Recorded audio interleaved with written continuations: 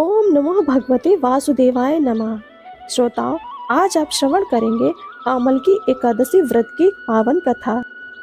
आमल की एकादशी व्रत से मिलता है 1000 गोदान का पुण्य। जाने ये कथा महत्व। आमल की एकादशी 20 मार्च 2024 को है। इस दिन आंवला और भगवान श्री विष्णु जी की पूजा का महत्व है।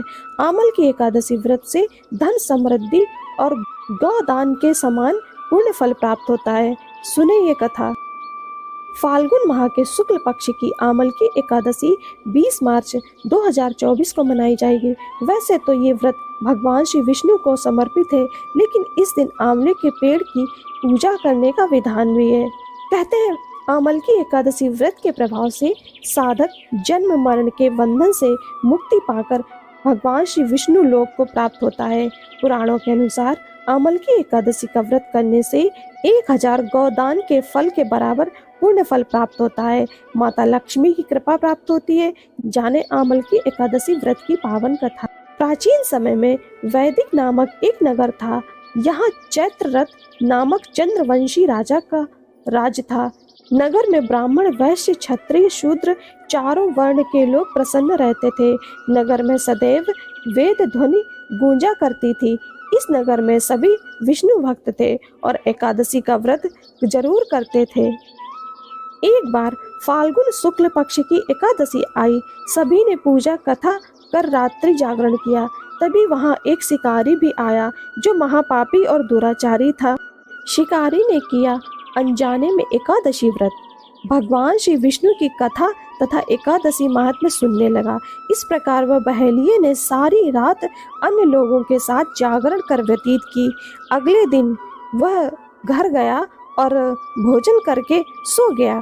कुछ दिनों बाद उसका निधन हो गया। शिकारी के अनेकों पापों के कारण वह नरक का भोगा बनता, लेकिन उससे अनजाने में हुए अमल की एकादशी व्रत के फल स्वरूप अगला जन्म राजा विदुरथ के यहाँ लिया। उसका नाम रखा वसुरथ।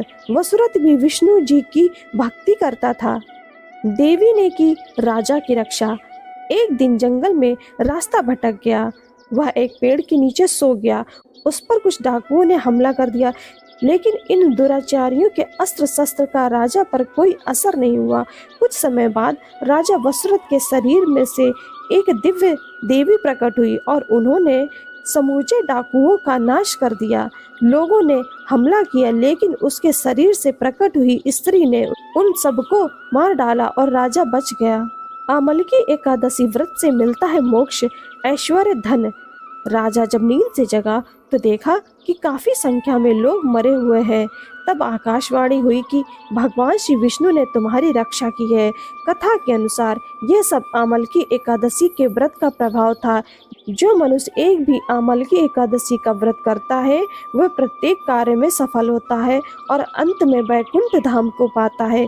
देवी लक्ष्मी भी इस व्रत से प्रसन्न होकर व्यक्ति को ऐश्वर्य, धन, सुख प्रदान करती हैं।